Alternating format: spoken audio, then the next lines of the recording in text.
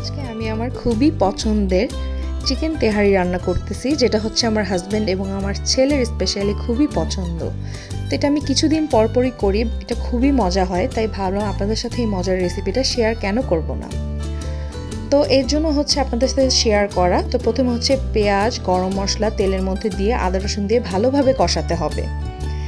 দেন হচ্ছে আমি এখানে দিব ধনিয়া গুঁড়া, একটু বেশি করেই দিব, যেহেতু আমি এটা সাদা করে করব।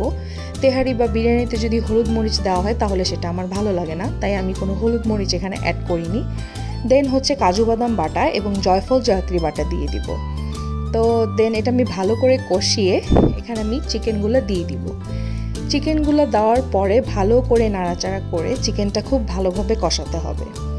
চিকেনটা ভালোভাবে নাড়াচাড়া করে কষানোর পরে, এবং অবশ্যই মনে রাখতে হবে যে ঝালটা কমিয়ে কষাতে হবে, যেন পাতিলে লেগে না যায়, তাহলে কিন্তু পোড়া গন্ধ আসবে। দেন হচ্ছে চিকেনটার মধ্যে টক দই, বেশি করে কাঁচামরিচ এবং নতুন যে ছোট ছোট আলুগুলো এসছে ওই আলুগুলো দিব। আমার ছোট আলু খুবই পছন্দ, শীতের নতুন আলু খুবই মজা হয়। তো আমি এখানে একটু লিকুইড মিল্কও অ্যাড করেছি। তো আলু, কাঁচামরিচ এবং লিকুইড মিল্ক এবং অল্প একটু টক দই দিয়ে আমি মুরগিটাকে ভালোভাবে কষাবো।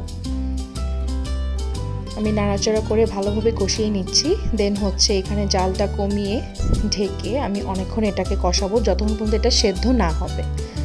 তো আমি ঢেকে দিলাম। দেন কিছুক্ষণ পরে চলে আসলাম, এখানে ভালোভাবে আলু, মুরগি সব সেদ্ধ হয়ে গেছে এবং খুবই নাইস একটা স্মেল আসছিল। দেন হচ্ছে আমি পোলার চাল দিয়ে দিলাম কষানোর পরে। পোলার চাল দিয়ে হচ্ছে ভালোভাবে নাড়াচাড়া করতে হবে। চালটা একটু ভাজা ভাজা করতে হবে, হালকা, বেশি ভাজা করা যাবে না, একটু ভাজা ভাজা করে নাড়াচাড়া করে দেন হচ্ছে আমি এখানে মটরশুঁটি দিয়ে দিলাম। মটরশুঁটি তো আমার খুবই পছন্দ, শীতের দিনে বিরিয়ানি বা তেহারিতে মটরশুঁটি দিলে আমার খুবই মজা লাগে খেতে। তো মটরশুঁটি দেওয়ার পর ফাইনালি এখানে আমি পরিমাণ মতো পানি দিয়ে দিলাম, একদম ফুটন্ত গরম পানি দিয়ে দিলাম। অবশ্যই আপনারাও ফুটন্ত গরম পানি দিবেন। দেন হচ্ছে প্রয়োজনীয় আরেকটু লবণ আর একটু কাঁচামরিচ দিয়ে দিলাম। দেন নাড়াচাড়া করে জাল কমিয়ে ঢেকে রাখলাম যতক্ষণ পর্যন্ত না হয়। তো ফাইনালি দেখেন কি সুন্দর আমার বিরিয়ানিটা অলরেডি হয়ে গেছে। দেন হচ্ছে আমি ওপর দিয়ে ঘি দিয়ে দিলাম। ঘি না দিলে তো তেহারি বা বিরিয়ানির টেস্টই আসবে না। তো আমি ঘি দিয়ে, চারিদিকে ঘি দিয়ে দেন আবার একটু ঢেকে দিলাম। ঢেকে দেওয়ার পর আবার চলে আসলাম। ফাইনালি আমার বিরিয়ানি কিন্তু ডান। তো আমি এটা হচ্ছে ফিনিশিং টাচ, এটা হচ্ছে একদম ফাইনাল হয়ে গেছে। বিরিয়ানিটা অলরেডি রেডি হয়ে গেছে। দেখেন কি সুন্দর সেদ্ধ হয়েছে এবং এত বেশি সুন্দর স্মেল আসতেছিল, কি আর বলবো, খুবই মজা হয়েছে এবং এটা আমাদের বাসার সবাই পছন্দ করে। আপনারা কিন্তু অবশ্যই ট্রাই করবেন, এটা সত্যিই খুবই মজার।